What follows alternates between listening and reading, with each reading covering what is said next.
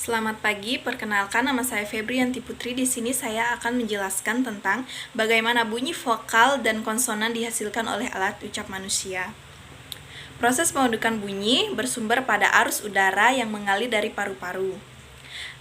Getaran-getaran itu timbul pada pita suara sebagai akibat tekanan arus udara yang disertai dengan gerakan-gerakan alat ucap manusia sedemikian rupa sehingga menimbulkan perbedaan atau perubahan rongga udara yang terdapat dalam rongga mulut dan hidung.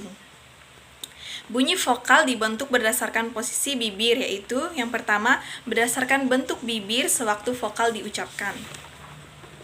Yang pertama, vokal bulat, yakni vokal yang diucapkan dengan bentuk bibir bulat, misalnya huruf U, O, dan A. Yang kedua, vokal tak bulat, yakni vokal yang diucapkan dengan bentuk bibir tidak bulat atau terbentang lebar, misalnya huruf I dan E. Yang kedua, berdasarkan bunyi vokal tinggi rendahnya lidah, yaitu yang pertama, vokal tinggi atau atas yang dibentuk apabila rahang bawah merapat ke rahang atas, misalnya huruf I dan U.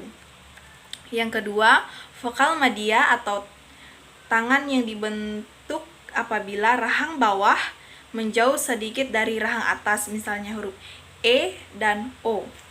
Yang ketiga, vokal rendah atau vokal bawah yang dibentuk apabila rahang bawah diundurkan sejauh-jauhnya, misalnya huruf A.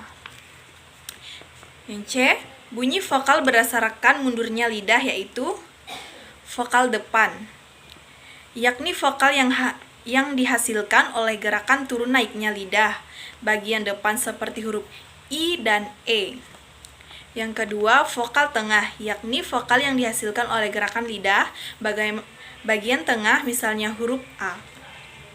Vokal belakang, yakni vokal yang dihasilkan oleh gerakan turun naiknya lidah bagian belakang atau pangkal lidah seperti huruf U dan O.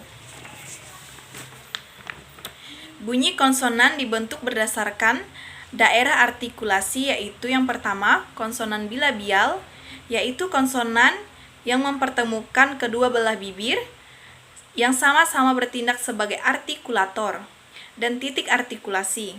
Bunyi yang dihasilkan ialah huruf P, B, M, dan W. Konsonan labiodental yaitu konsonan yang dihasilkan dengan mempertemukan gigi atas sebagai titik artikulasi dan bibir bawah sebagai artikulator.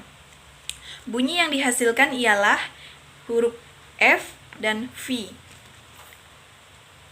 Konsonan apikodental yaitu konsonan yang dihasilkan dengan ujung lidah yang bertindak sebagai artikulator dan daerah antar gigi sebagai titik artikulasi.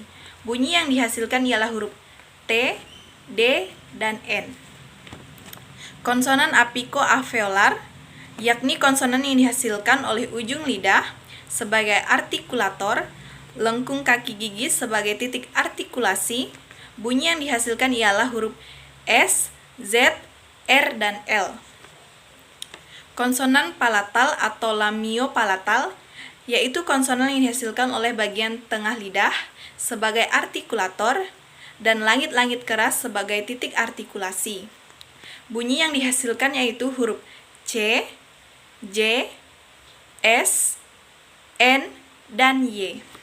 Konsonan velar atau dorsovelar, yakni konsonan belakang lidah sebagai artikulator dan langit-langit lembut sebagai artikulasi. Bunyi yang dihasilkan ialah huruf K, G, X, dan N.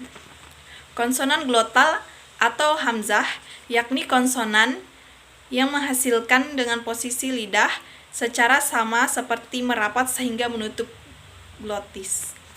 Konsonan laringal, yakni konsonan yang dihasilkan pita suara terbuka lebar sehingga udara ruang keluar digesekkan melalui glotis.